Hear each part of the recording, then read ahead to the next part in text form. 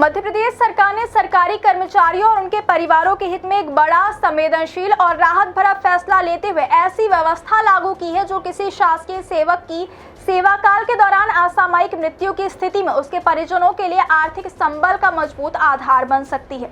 अब तक राज्य में यह व्यवस्था थी कि यदि किसी सरकारी कर्मचारी की नौकरी के दौरान अचानक मृत्यु हो जाती तो उसके परिवार को अनुग्रह राशि के रूप में अधिकतम केवल 50,000 रुपए की सहायता दी जाती थी। लंबे समय से इस राशि को बेहद कम और परिस्थितियों के हिसाब से अपर्याप्त माना जा रहा था, क्योंकि अचानक परिवार के मुखिया के निधन के बाद परिजनों पर आर्थिक संकट का पहाड़ टूट पड़ता है।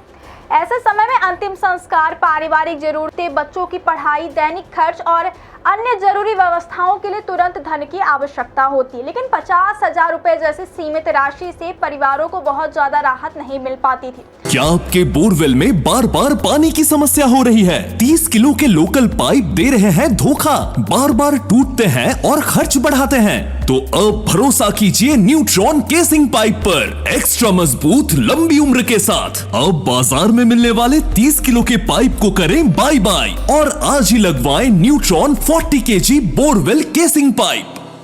इसी वास्तविक जरूरत को समझते हुए मध्य प्रदेश सरकार ने अब इस सीमा में बड़ा संशोधन किया है और अनुग्रह राशि की अधिकतम सीमा को 2.5 गुना बढ़ाकर सीधे 1,25,000 रुपए कर दिया है। यानी अब किसी शासकीय सेवक की सेवा काल में असामयिक मृत्यु होने पर उसके परिवार को पहले की तुलना में काफी अधिक आर्थिक सहायता उपलब्ध कराई जाएगी।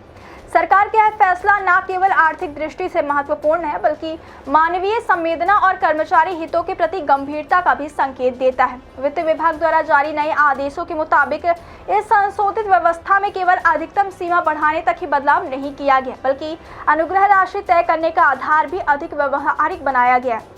मृतक कर्मचारी के परिवार को उसके 6 माह के वेतन के बराबर राशि देने का प्रावधान किया गया है। इस राशि की गणना वेतन पुनरीक्षण नियम 2017 के मानकों के आधार पर की जाएगी, जिससे यह सुनिश्चित होगा कि कर्मचारी के वास्तविक वेतन स्तर के अनुरूप ही परिवार को सहायता मिले।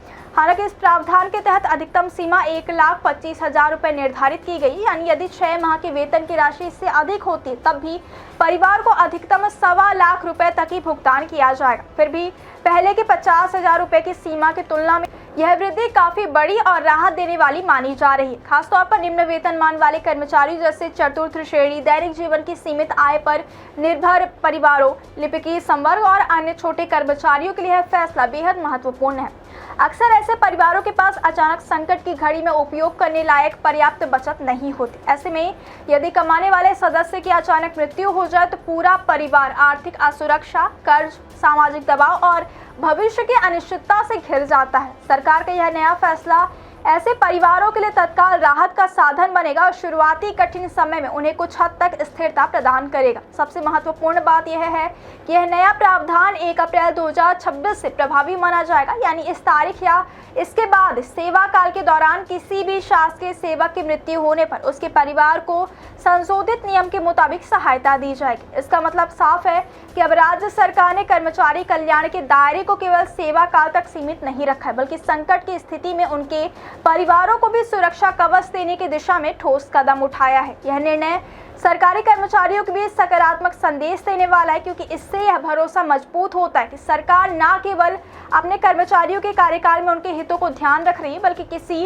अप्रत्याशित और दुखद परिस्थिति में उनके परिवारों को भी अकेला नहीं छोड़ना चाहती। कुल मिलाकर मध्य प्रदेश सरकार का यह फैसला आर्थिक रूप से कमजोर कर्मचारी परिवारों के लिए बड़ी राहत, सामाजिक सुरक्षा की दिशा में महत्वपूर्ण पहल और संवेदनशील प्रशासनिक सोच का उदाहरण बनकर सामने आया है।